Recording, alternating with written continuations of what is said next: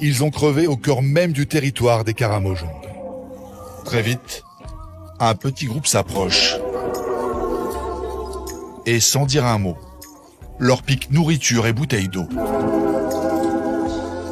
John Mark et Charles font profil bas. Les hommes pourraient appeler du renfort.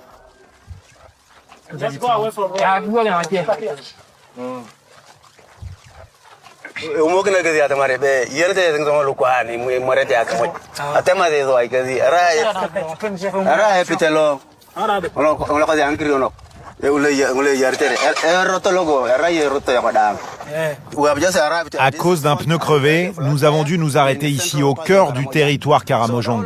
C'est une région très sèche. Et trouver de l'eau est un problème. Alors quand ils croisent quelqu'un qui a de l'eau, on n'a pas d'autre choix que de la partager avec eux. Et si par malheur ils nous prennent pour des hommes d'une tribu ennemie, eh bien les Karamojong nous trancheront la gorge.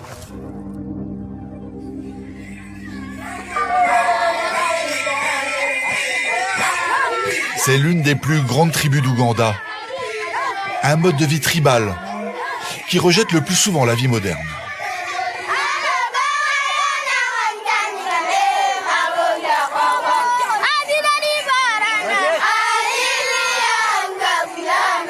Les Karamojong sont des guerriers, mais aussi des bergers.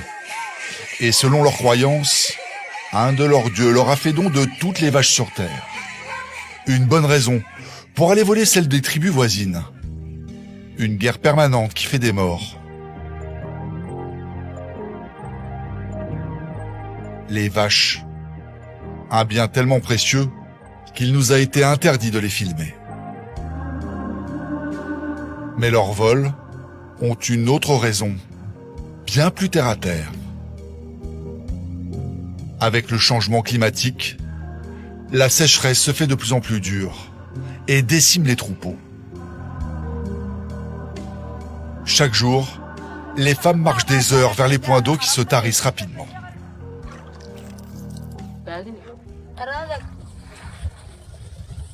Nous buvons cette eau parce que nous n'avons pas le choix. Tous les puits sont à sec. C'est la seule source aux alentours. Et elle ne donne presque plus d'eau. C'est vraiment inquiétant. On est obligé de creuser toujours plus profond. Le manque d'eau a une autre conséquence. Le gibier se fait rare. La chasse, c'est très difficile quand on a faim et qu'on a soif.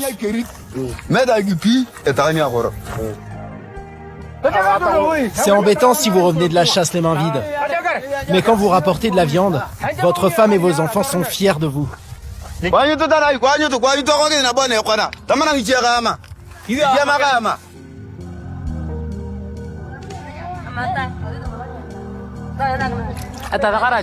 Quand il n'y aura plus une seule goutte d'eau ici, nous serons obligés de marcher encore plus loin et c'est un vrai problème.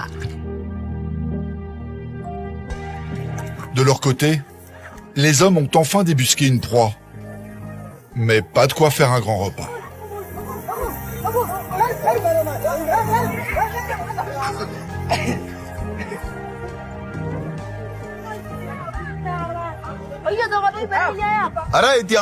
Cette bête est un chien sauvage. C'est un animal qui cause beaucoup de dégâts. C'est un voleur. Mais celui-là ne volera plus. Les familles vivent ensemble et se partagent les revenus et la nourriture. Quant aux hommes, ils peuvent avoir autant de femmes qu'ils le souhaitent, tant qu'ils ont les moyens de payer la dot, en vaches bien sûr. Mais attention, les femmes sont loin d'être soumises. Elles ont leur mot à dire. C'est elles qui gèrent l'argent du foyer.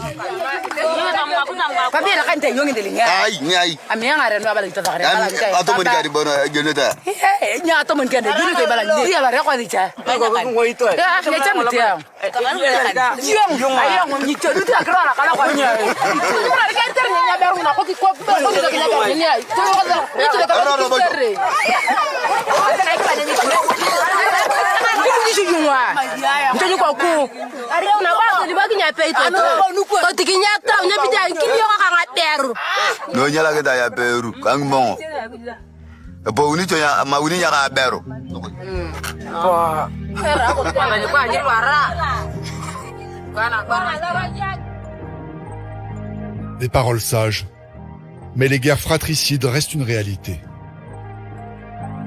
Pour John Mark et son fils, le destin va bien mal tourner.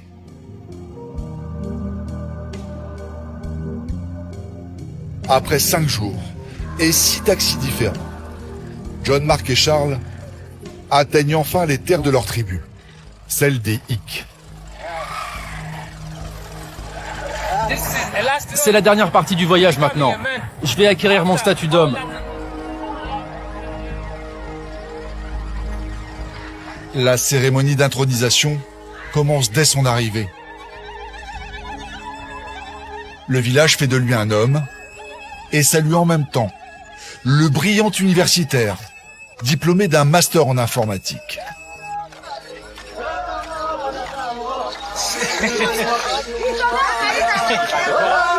Je suis très fier de lui.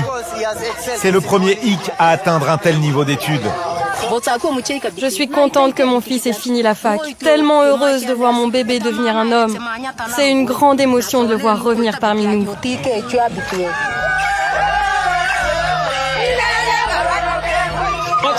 Je veux vraiment vivre au sein de ma communauté. Ça commence aujourd'hui, c'est formidable. Mon cœur est empli de joie. C'est comme si j'allais exploser.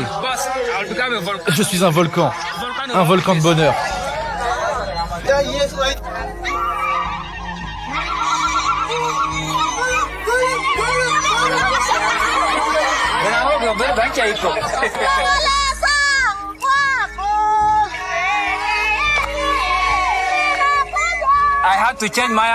La tenue que je portais avant était celle de la société moderne. Et maintenant, je porte l'ataya, la tenue traditionnelle. C'est la raison pour laquelle je porte ces perles et que je tiens un tabouret et un bâton.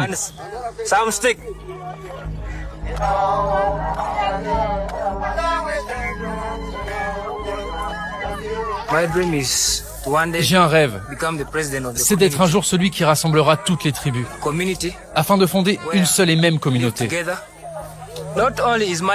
Mon but n'est pas seulement d'unir les Hicks avec nos voisins, les Karamojong, mais aussi les Turkana du Kenya et nos voisins du Sud-Soudan. Toutes ces tribus doivent fraterniser et vivre comme une seule entité. Modernité et tradition peuvent cohabiter. Notre société doit vivre en harmonie. Une fois unis, nous grandirons. Charles rêve d'effacer les rivalités qui règnent entre les tribus. Un chemin long et tortueux. Comme un coup du sort, quelques jours après sa cérémonie d'intronisation, ses premiers pas en tant qu'homme sont d'enterrer son père, assassiné par un membre d'une tribu adverse.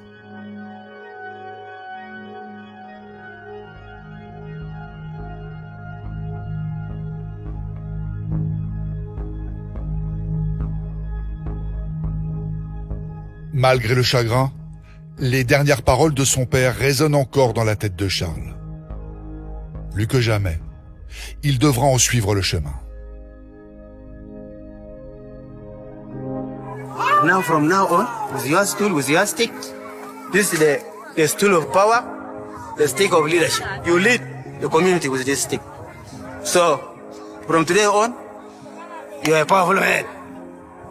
And we are going to develop more other issues in the government and traditionally. Okay? Thank you. Thank you. Thank you very much. Yeah.